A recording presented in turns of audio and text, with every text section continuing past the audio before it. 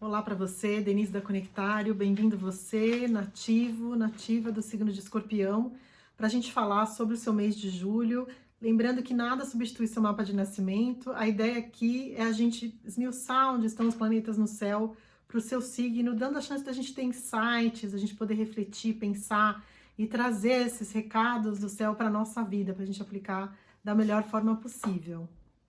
Antes de falar especificamente do seu signo, é importante a gente contextualizar o grande guarda-chuva de trânsito sob o qual nós todos estamos, né? Eu fiz a brincadeira no mês passado que nós entramos no Parque das Transformações, nós todos passamos por essa entrada, a gente está dentro de um contexto maior, né? Então, dentro desse Parque das Transformações, cada um vai viver um aspecto diferente, mas nós entramos ali que tá esse guarda-chuvão, né, representado com esse grande, pelos aspectos raros e conjunções raras de 2020. Para vocês terem uma ideia, são conjunções que não aconteciam, por exemplo, a de Saturno e Plutão no começo do ano, que vem reestruturar muito do que a gente entende como sociedade, não aconteciam nesse signo, não acontecia essa conjunção nesse signo desde 1518. Se a gente for pensar na tríplice conjunção no signo de Capricórnio, que não é só Saturno e Plutão, mas também a entrada de Júpiter nessa brincadeira, é ainda mais tempo que eles não se encontravam. Então, é muito raro, e quando a gente está falando de tempos raros em astrologia, a gente está falando de uma grande dobra, de um desdobramento na história. Para a gente entender um pouco a conjunção, né? A gente está falando na mitologia desses grandes deuses que comandam o mundo mitologicamente, né? Então, o encontro de Saturno com Plutão no início do ano, a gente está falando sobre tempo, sobre limite, sobre o que importa, sabedoria, o teste para ver o que a gente está fazendo. Vamos testar se esse modelo de sociedade está funcionando, especialmente estando em Capricórnio, que fala de status quo, de sociedade. E Saturno é Cronos, o deus do tempo, que vem entender como as coisas estão estruturadas, como que as coisas se corrompem frente ao tempo.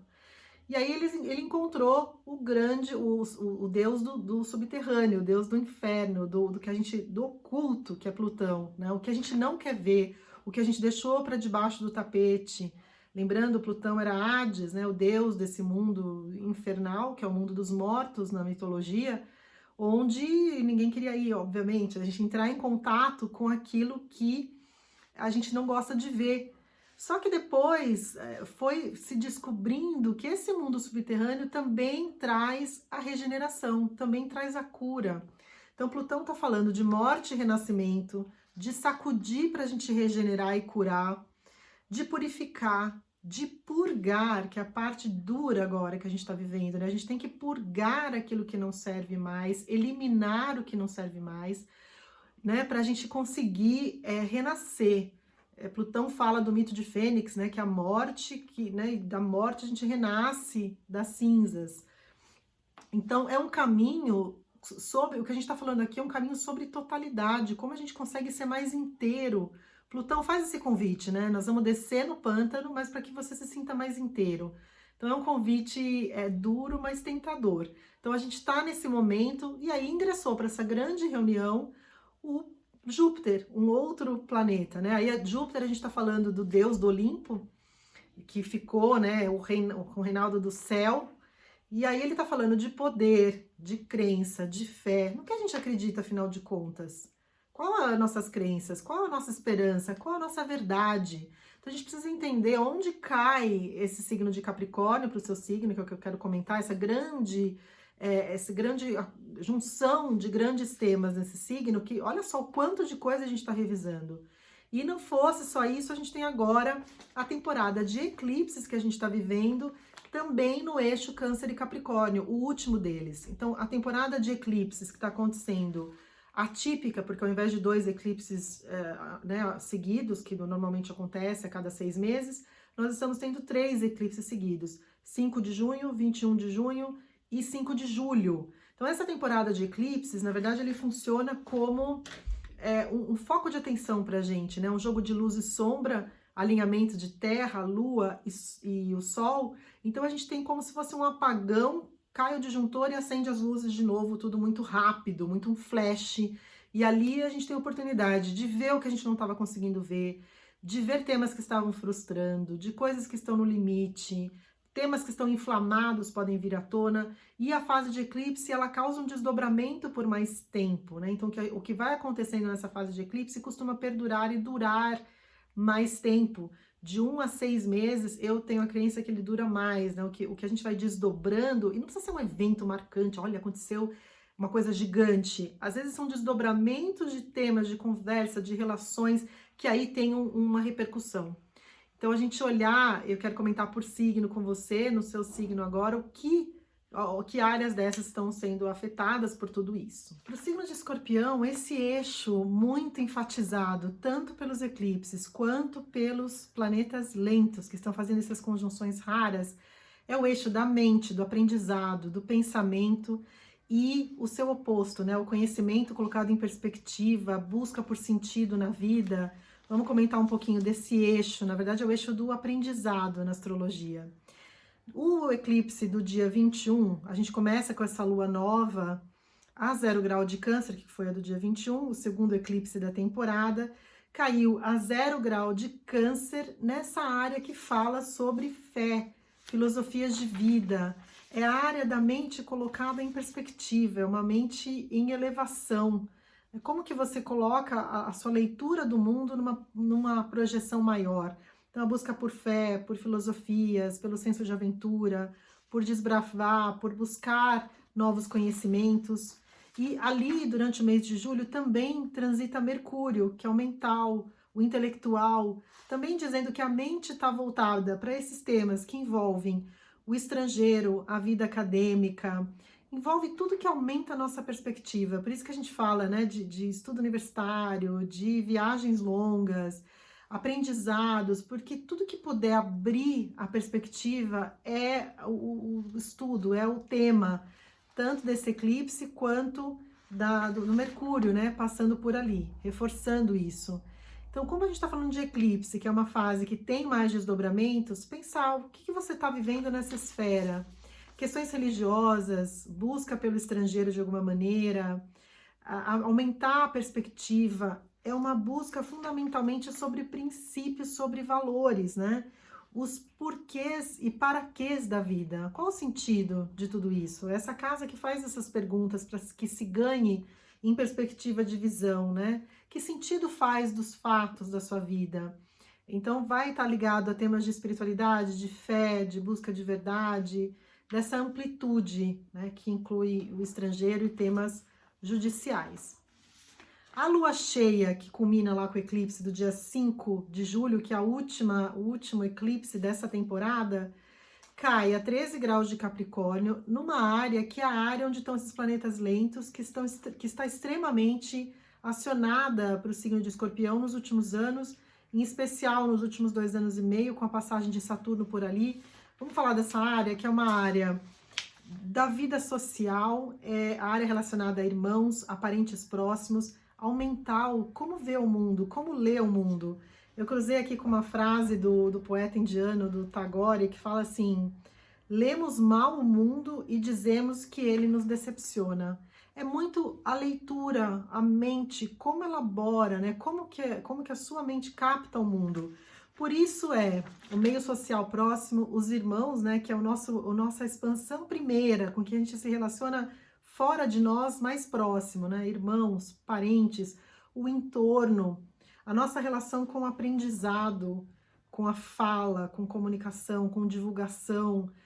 Então, essa seara está sendo acionada fundamentalmente como você lê o mundo, basicamente, né? Esses últimos anos questionando isso através dessas relações do entorno, né? Da vida social, dos parentes. É também a área dos deslocamentos, quando a gente se desloca, né? Essa mobilidade. Então, de repente, você sendo acionado para estar mais móvel de alguma maneira, né? Usando mais desses deslocamentos, a mente se abrindo para outras possibilidades, né? O tipo de ambiente que você frequenta, esse meio social no entorno, a própria questão da quarentena agora, né? Pegando uma área que é uma área extremamente social, sociável, no momento de isolamento, nesse eclipse de lua cheia que já é mais sensível, né? Então, esses temas estão aflorados aí com essa lua cheia do dia 5 de julho.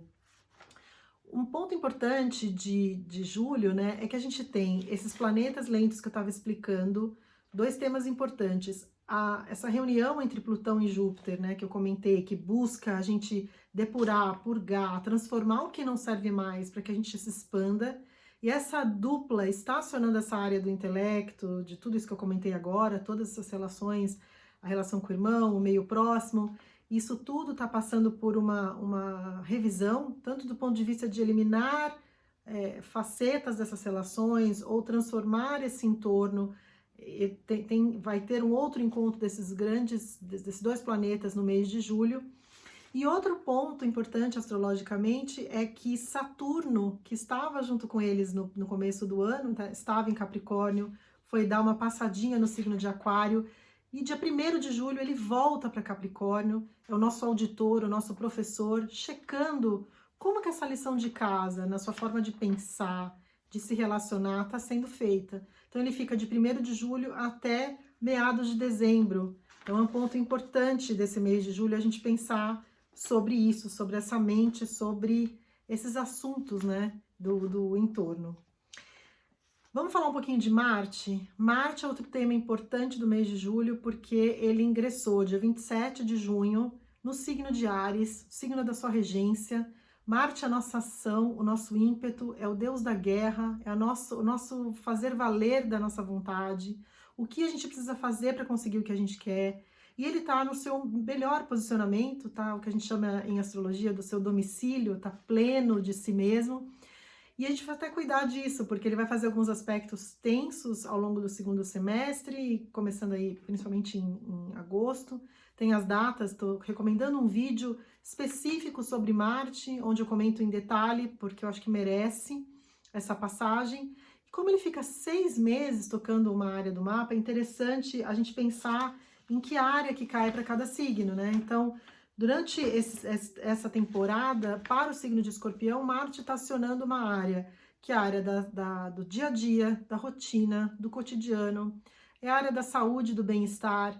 Então, Marte vem trazer ele tem muita energia de fogo, de início, de impulso, de querer fazer com agilidade. Então, a rotina do dia a dia sendo movimentada, sendo ativada, dinamizada, querendo fazer várias coisas ao mesmo tempo, organizando a rotina, sua rotina passou por alguma transformação que agora precisa ser organizada, temas, né, variedade de temas vindo à tona, pensando mais sobre o bem-estar e como, de repente, cuidar da dieta ou cuidar da saúde, enfim, essa área de como a rotina se organiza para sua vida funcionar, está sendo dinamizada pelo planeta Marte durante esses 6 meses. Então, um destaque especial para isso, né?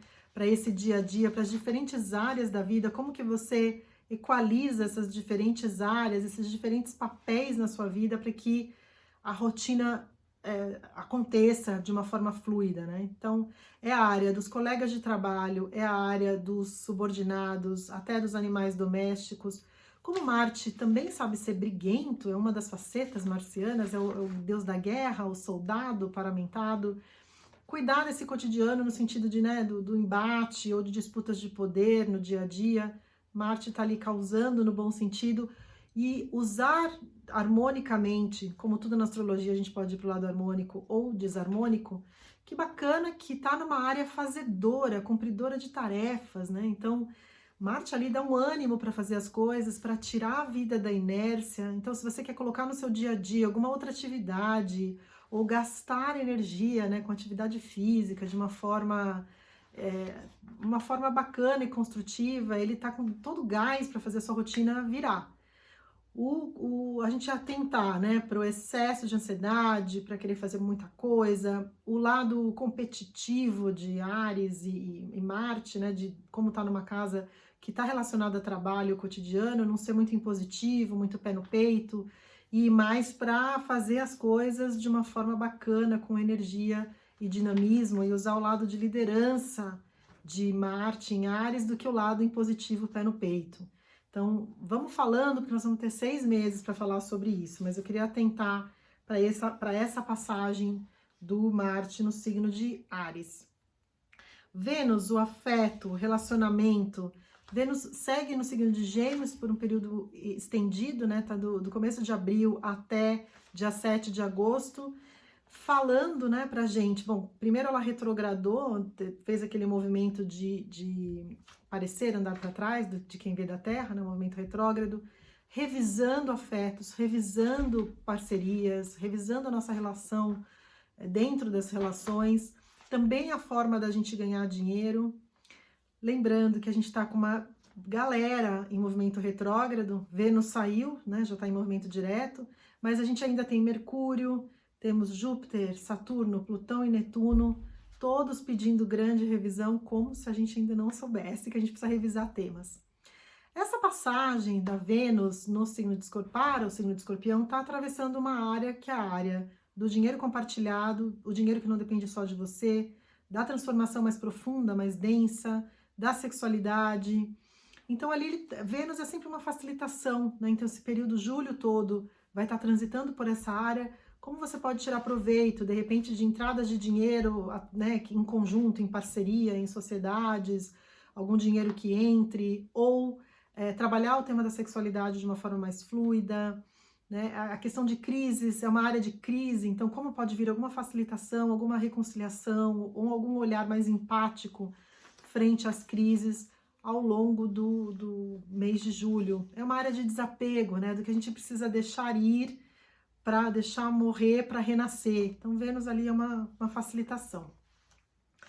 Dia 20 de julho, a gente tem a outra lua nova, né, que coincidentemente nós teremos duas luas novas seguidas, a de 21 de junho e 20 de julho, no signo de Câncer, reforçando a necessidade de olhar essa busca por filosofias e crenças, né, que eu comentei lá no começo.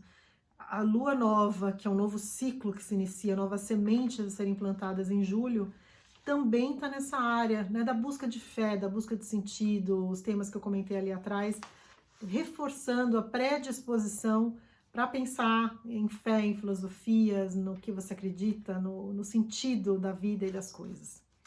E aí, no dia 22 de julho, o Sol, que está em Câncer, iluminando também essa parte de filosofias de vida para você, vai para Leão, quando eu vou voltar aqui para a gente continuar essa conversa. Queria te agradecer a parceria de estar aqui, da audiência, da confiança. Adoraria saber como isso ressoa, como que você escuta tudo isso, o que vem para você, ou como se desdobra na sua vida. Também compartilhe bastante no Instagram, também te vejo por lá. E a gente se vê aqui semanalmente, dando algumas dicas astrológicas e falando do seu signo, tá bom? Beijo enorme, um ótimo julho para todos vocês. Beijo!